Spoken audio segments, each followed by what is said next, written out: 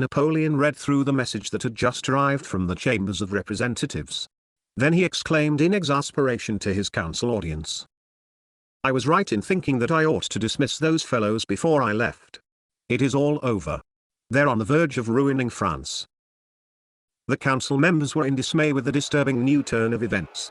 Napoleon paced up and down, making angry remarks before being finally calmed down. And then, even worse news arrived, coming from the Chamber of Peers. They had just approved of the representatives' resolutions, and surprisingly, also similarly voted, to keep their own assembly in permanence too. What little remained of the emperor's authority, was now under siege.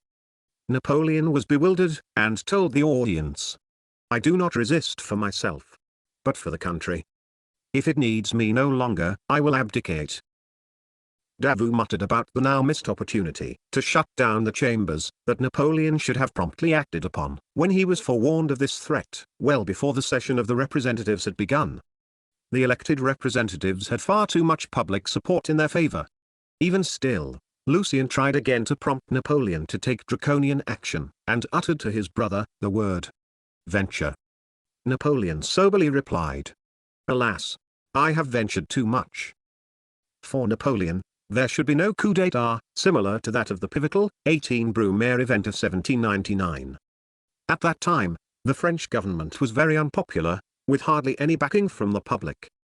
In the current divisive climate, a civil war could easily break out if Napoleon dared to swiftly close down the hostile legislative assembly.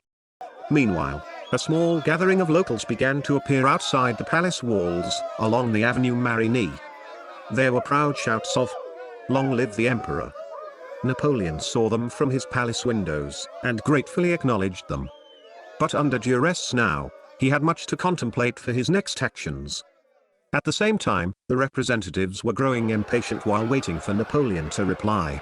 But they remained constrained, even voting down a very provocative proposal from one among them, for themselves to take command of the National Guard in Paris. Napoleon received further reports of their growing agitation, and of their threats to decree dethroning him by themselves. Regnault and Murat pressed Napoleon to act quickly, which he did, but only taking a half measure. Instead of sending his ministers to the representatives, Napoleon decided to send out 2 staff officials, one to each chamber at the same time. They were to present his message, explaining that his return to Paris was to simply convene in a council with his ministers, and to confer with the chambers regarding the new national crisis. He also gave assurances that the beaten French army was rebuilding, and that the council was discussing remedies. He added that the defeat suffered in battle at Mont-Saint-Jean was almost a victory until the end. Carnot went to the Chamber of Peers with the message, where it was received calmly. But when Count Regnault delivered the message to the representatives, he was greeted only with open hostility. Fouché had already spread further false news among the chamber, that the Allied powers would accept Napoleon II as ruler of France, only if Napoleon abdicated in his favor. The representatives were anxious to hear from Napoleon, making the decision to concede his own throne. A few even became paranoid, believing Napoleon was preparing to send his soldiers against them. With their patience strained, the representatives indignantly sent Regnault back to Napoleon, with a much more emphatic demand of their earlier call to receive those ministers they had already named. Napoleon finally relented, ordering his ministers, Davout, Caulaincourt, Fouché, and Carnot, to take up the arrogant invitation. And he also sent his brother Lucien with them, to act as his commissioner extraordinaire. His mission involved carrying an imperial message written by Napoleon, which he was to personally read only to the representatives.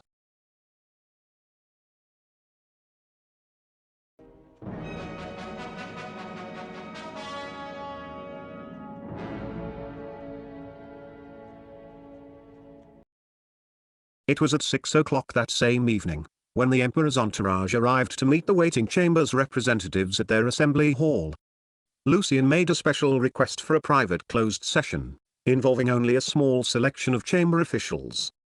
Thereafter, with much of the chambers cleared out, he then read Napoleon's message. It mentioned the recent battles and called for everyone to rally together.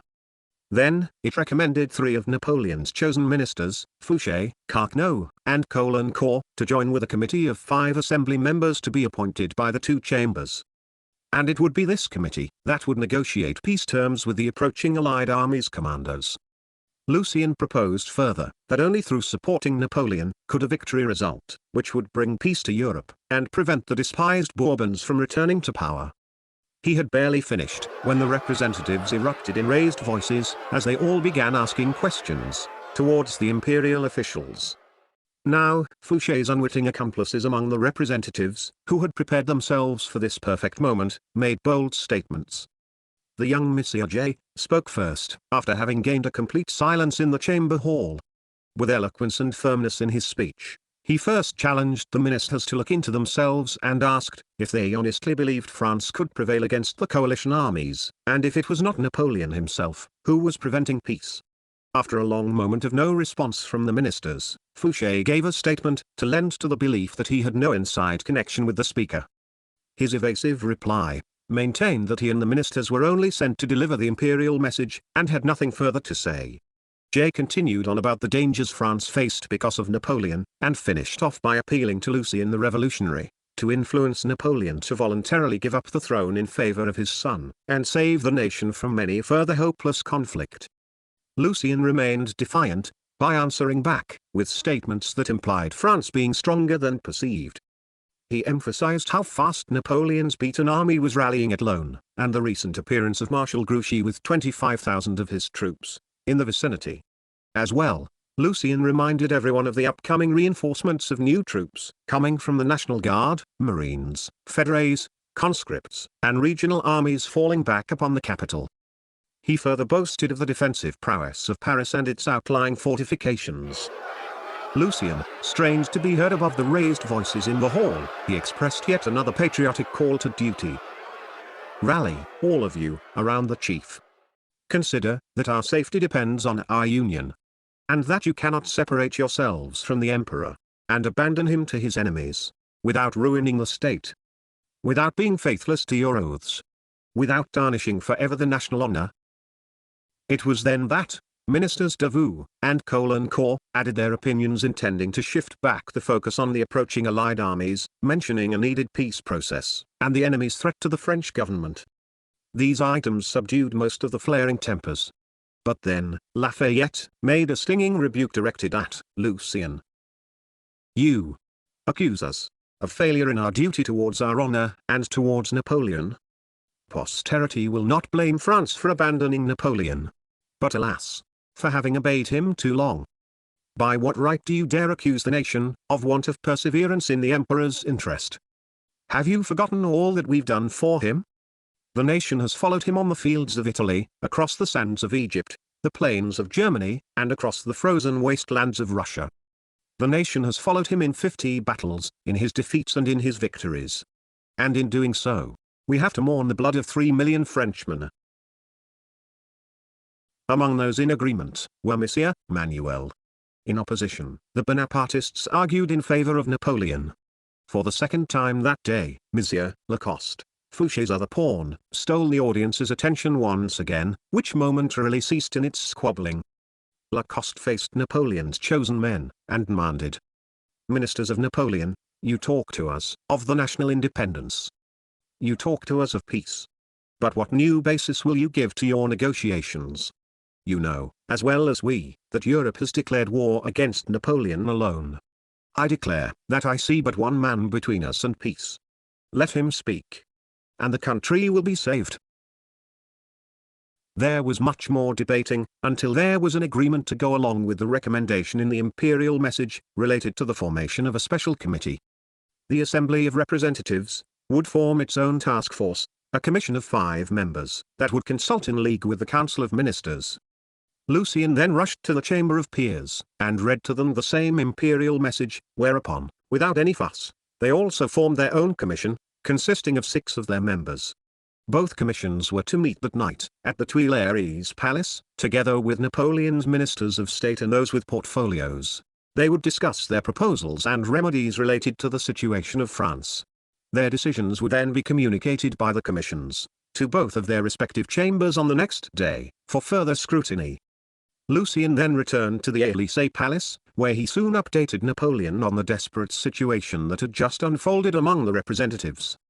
Both brothers agreed that these volatile members held an influential power that was now too formidable to overcome.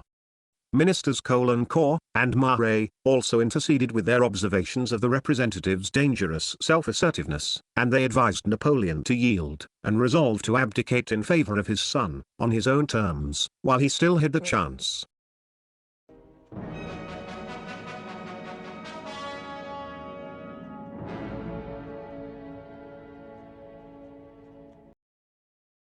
It was at 11 o'clock that night, when the conference between Napoleon's ministers and the Assembly Commissions gathered in the Council of State Hall, at the Tuileries Palace, to begin their late-night session. Lucien was present again. 3 prominent issues were dealt with, and would be voted upon. First, the priority of keeping France safe, by using a properly supported military to maintain it. The topics of resources for carrying on a war, such as the nation's financial status, and laws to deter civil strife, were also raised. Draconian ideas were even considered, including suspending some civil rights. Second, how best to negotiate for peace, instead of fighting for it. Lafayette's brazen proposal to force Napoleon to abdicate was supported by the representatives' president, Longueuil, but ultimately it was not carried by most who were present, and was bluntly put aside by the Chancellor, Cambacérès. They resolved to negotiate with the enemy, on the basis of showing a strong national unity. The method of forming a team of peace negotiators, which would approach the coalition commanders, was also decided upon.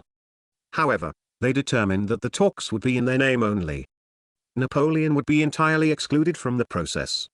Third, the ministers of state would sufficiently supply the required troops, horses, and finances necessary to suppress threats posed by domestic enemies. Lucien calmly agreed with the demands, as did most members. Lafayette was not satisfied, because there was no actual commitment made, specifically obliging Napoleon to relinquish his throne. Even the word, abdication, was not included in their decided proposals, although the general impression among everyone was that Napoleon by now had certainly committed towards going through with that ultimate act. The sticking issue remaining for all concerned was when. The proposals were approved, by a vote of 16 in favor versus 5 against. The committee members were now operating in a manner beyond the limits of the Constitution. Collectively, they were now acting as if they were already the new rulers of France. Lucien made it known that Napoleon would be prepared to sacrifice his crown for France.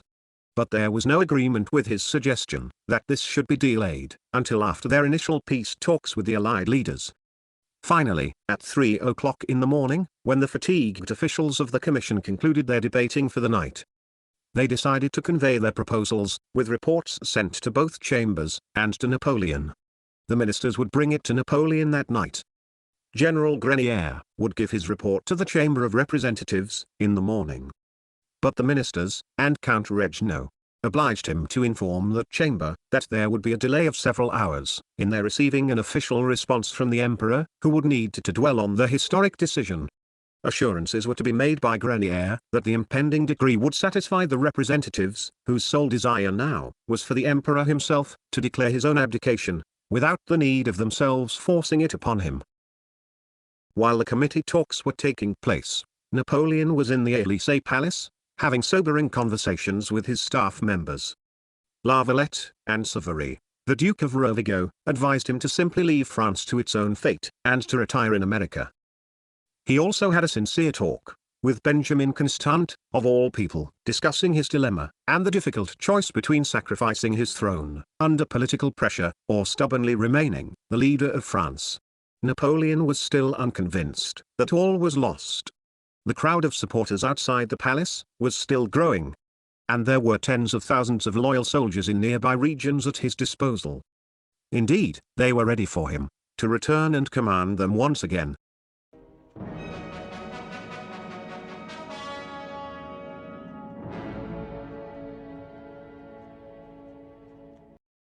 It was early in the morning, at 9 o'clock, when the Chamber of Representatives began their historic session.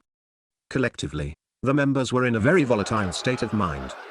General Grenier, accompanied by Regnaux, finally showed up to meet them at 10 o'clock, to give them the report that had been issued from the recent committee meeting. He first ran through the proposals that were voted in favor of by the committee. Then, He advised them to wait for the imperial message promised by Napoleon, with no specifics to its contents, other than that it would declare what they were eagerly anticipating to hear. Not surprisingly, most of the representatives were in no mood to be stalled, and their anger grew by the minute. Grenier felt helpless, as he could no longer appease them. When Regnault saw the unfolding anarchy, during which some members were proposing an enforcement of Napoleon's abdication by themselves, he rushed to the Élysée Palace, to report the desperate situation directly to the emperor. In the meantime, Count La Valette was at the palace in conversation with Napoleon, who had to be convinced that there was no hope of avoiding the inevitable, and he emphasized, "The coup d'état of the 18th Brumaire cannot be repeated." To which, Napoleon answered, "That thought is far from my mind." And then, Regnault arrived. Napoleon painfully listened to the first-hand account of the Chamber of Representatives breaking down into open hostility against him. The emperor reacted with disgust, and even contemplated not offering to abdicate, and insinuated he still had time to dissolve the chamber, which he deemed as filled with fanatics and ambitious men. He paced about in a fury, and grumbled incoherently. La Valette heard him mention preferring death before abdicating. Regnault appealed to Napoleon to commit himself to being remembered for peace in France through his self-sacrifice, as he did a year earlier. Napoleon replied that he was determined to abdicate, but only after calmly thinking about it. He then sent Regnault back to the chamber, to once again inform the representatives to wait for the imminent message. However, it was not arriving soon enough, and the representatives began losing all control. Fouché's pawns among them stoked paranoid fears of the French army plotting to overthrow the chamber, in support of the emperor. Then, Marshal Davout, sent by Napoleon, arrived in the chambers to report that Marshal Grouchy had escaped from Belgium, with 25,000 of his troops. This meant that the French army, that was reorganizing under the command of Marshal Soult and Jérôme, in the area of Lone and Philippeville, now numbered a fairly impressive estimated total of 60,000 troops. Napoleon had the belief that this positive news would soften the politicians' moods of despair. But in fact, it had the opposite effect. A new scare was triggered among some of the representatives. They envisioned Napoleon promptly leaving Paris, to retake command of the revitalized army, and then continuing the war. And in so doing, perhaps he would ignore, or even shut down the chambers, and of course, dismiss all thoughts of abdicating. Contempt among the liberals in the chamber reached a crescendo. Lafayette, and even the emperor's distinguished officer, General Sebastiani, were among those determined to act without further postponement, and press forward with imposing the abdication of Napoleon by decree. But out of the great disturbance, the representative, Monsieur Antoine Duchesne, halted the chaotic commotion in its tracks. He urged everyone to act with prudence, and cautioned upon the wise necessity to wait for the overdue imperial message. And then another former French general, Solignac, spoke in favor of the proposal. Even though his service history with the emperor was tarnished due to accusations of financial scandals, he did actually have a lengthy association with Napoleon. Now, Solignac argued favorably on behalf of his longtime chief, imploring the members to allow Napoleon at least 1 hour more to submit his throne with some dignity by himself. Gentlemen, we all wish to save our country, but can we not reconcile this unanimous sentiment with the laudable desire that the chamber should preserve the honor of the head of the state? Waiting later today, or tomorrow, would be justifiably cause for argument. But to wait just 1 hour? His honorable intervention finally succeeded in subduing the hundreds of frustrated members around him, and they agreed with his plea. In unison, they all began shouting, "An hour more! An hour!" Solignac and several representatives bolted into action, and lost no time in quickly proceeding to the Élysée Palace to meet with Napoleon. Their paramount mission was to hasten the delivery of the imperial message. The meeting was emotional. Solignac had been under General Bonaparte's command 20 years earlier, when he defended the government in Paris during the insurrection attempt of the 13 Vendémiaire, and again, when he led grenadiers to protect Napoleon during the momentous coup d'état of the 18th Brumaire. Solignac was now witness to yet another epic moment in Napoleon's life, but this time being his unavoidable downfall. Napoleon assured his ex-general that the abdication was duly forthcoming. They took a walk into the palace garden, where just beyond, crowds of Napoleon's supporters called out, "Long live the emperor!" Napoleon made some small talk, complaining about the assembly chamber's recent misadventures, and their simplistic belief that, upon his departure they would lead the nation themselves. He noted their denial of the realistic likelihood of the Bourbons returning to power, backed by the invading coalition armies. Not doubting the validity of such a judgment, Solignac was moved to tears. He and his colleagues were then sent away by Napoleon, with another promise of the long-awaited official announcement that the French government in Paris was expecting. Napoleon's loyal soldiers, while confidently rallying in strength, in expectation he would be back within days to take lead of them once again, were ignorant of the ongoing leadership crisis in Paris. Napoleon then attempted to write the abdication himself. He stopped after a few sentences. Close at hand were Lucien and Joseph, and Reginald, who all advised that the abdication letter should stress that the relinquished throne would go to his son. Napoleon's reacted with a venomous sarcastic reply. What a twisted delusion. No. It's not in favor of my son, but of the Bourbons that I abdicate. They at least are not prisoners in Vienna. And at this historic moment, Napoleon summoned Lucien to formally write the abdication, while he dictated the long-anticipated statement himself. Declaration to the French people. People of France. In commencing a war, to maintain the independence of the nation, I was counting on the joint efforts of all, and unanimity of all, and the support of all the national authorities. From these, I had reason to hope for success. And braved all the declarations of the allied powers, lined up against me. Circumstances appear to me to have changed. I offer myself in sacrifice to the animosity of the enemies of France. May they prove themselves to be sincere in their declarations, and really only hold a grudge against my person. My political life is at an end. And I proclaim my son, under the title Napoleon II, Emperor of the French. The current ministers will form the Provisional Governing Council. The interest I take in my son leads me to invite the chambers to organize the regency, without delay, by law. Unite, all of you, for public safety, and to remain an independent nation. This was signed at 12:30 in the afternoon. Napoleon Bonaparte was no longer the Emperor of France.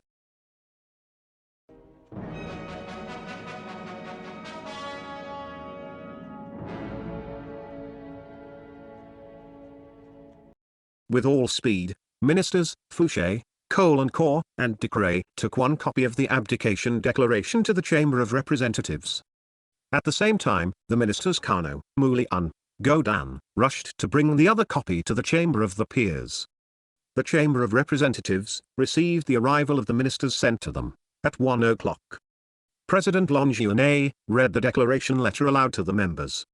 The representatives lost no time in discussing the next stage of forming an interim governing body, through the creation of a new executive commission, composed of 3 of their own members, and 2 from the peers. For themselves, they elected Carnot, Fouché, and Grenier. A report detailing their affirmation of the abdication, and their results of their voted appointments, was sent by Fouché to the Chamber of Peers Assembly. At this time, the peers were in the midst of their own uproar. One of the peers present was none other than Marshal Ney. He had taken it upon himself to abandon the army and represent himself among his fellow peers. Ney was on a personal mission to defend his reputation, because he felt victimized by Napoleon's bulletin of the battle on June 18, which mentioned undesirable references that put some blame upon him for the defeat. His own shorter written account of the battle, in which he described his own actions and the French army's day-long bravery, had already been sent ahead to the chamber. Ney contradicted any positive reports that the peers were receiving from Napoleon and his ministers. He lamented on how, even though the army did its duty, all was lost. He downplayed the optimistic news from Marshal Davout, which confirmed that 60,000 French soldiers had rallied so far. Ney insisted that only half that many actually existed. Arguing burst out among the peers, as some sided with or against Ney. Marshal Drouot arrived and settled down the noise. Then Fouché's message from the representatives was brought to them.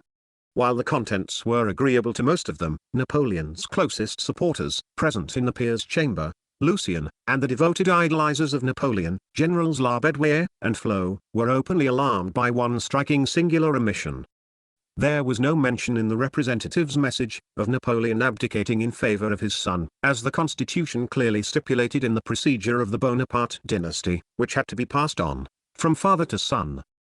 However, most of the peers were not adverse to the cunning tactic employed by the representatives. There was a common mood to bypass technicalities swiftly, and move ahead at any cost.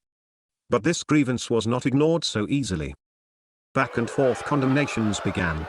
Count Thibaudot lashed out, calling for Napoleon's immediate abdication, regardless. This sparked fury among the pro-Bonapartist peers. Lucien denounced the troublesome outbursts by reminding the peers that they were appointed by Napoleon, and accordingly, they owed him their gratitude and loyalty. He pointed out how they had to hold true to the Constitution article related to protecting Napoleon's dynasty. He finished off by stating, "Let us rally around Napoleon II." One peer, Monsieur de Pontécoulon, agreed with the notion of gratitude being owed, but was against the suggestion, by noting that the child was far away with his mother, in Austria, and not returning. He revealed his bitter prejudices, as he heckled Lucien, labeling him a Roman prince, and added, "Besides, by what right does the Prince of Canino come to speak within these walls? Is he a Frenchman?" Lucien fired back, "If you do not consider me a Frenchman, the nation does." Then he added how the emperor's abdication would be nullified if Napoleon II was not made the successor to the throne. Labédoyère then stepped in, agreeing with Lucien, and lashed out with a stinging rebuke against those he considered ungrateful, ending off with a scandalous accusation. "The traitors have abandoned him. I see some of them on these benches." These malicious words incited an incredible uproar. Count Thibaudot again spoke out, reminding everyone of their laws related to the Constitution's 67th article on the topic of dynasty. He proposed the Chamber of Peers avoid any discussion related to Napoleon II at the current time, and simply agree with the Chambers of Representatives' position on moving forward regardless, with having the abdication mandate concluded then and there. It was this reasoning that finally calmed the tensions. The peers moved to confirm and collaborate with the proposals of the representatives. Regarding the request for two of their peers to join the Executive Commission, the chamber voted for Caulaincourt and Baron Quinet. Back in the Chamber of Representatives, Count Tregno made a small speech that completely silenced the assembly. He suggested the chamber needed to show a token of their appreciation towards Napoleon in person, giving him the respect and gratitude with which they accepted the noble sacrifice he had made to the independence and happiness of the French people.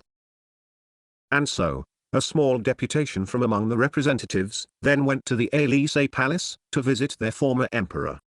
Napoleon received them with as much dignity as he could bear, even conversing with them calmly. Ignoring their facade of gentle mannerisms towards him, he instead devoted his remaining time with them, in forewarning them of the Allied coalition's ambition to put the Bourbons back in power. He candidly shared his sincere desires with them. "My political career is now at an end, and perhaps with it, my life. Wherever I may be, the happiness and the dignity of France shall be my only wish. There is no hope but in unity among yourselves." The Chamber of Peers sent their own deputation later on to visit Napoleon. Napoleon emphatically reminded them that his sacrifice was for his son. The next day, the chambers would indeed acknowledge his son becoming Napoleon II. But at the same time, they knew that the provisional government they were ready to create would in fact hold the leadership of France, with Fouché as the nominated leader. 7 days earlier, Napoleon had triumphed in his final battlefield victory. He had sent 2 coalition armies running away, with his own fiercely devoted army that was half the size of his opponent's. But then, all these hard-fought gains, which became caught up in a whirlwind of misfortunes and poor decisions, suddenly tumbled into an abyss. For the past 2 long drawn-out days, he had restrained himself from shutting down the chambers, while at the same time tolerating his political enemies' voracious plots to dethrone him. His time had run out. Ultimately, his enemies in Paris relentlessly pounced upon and magnified the disaster, even when it seemed barely recoverable. Without the unity he needed, Napoleon ended his epic journey of greatness.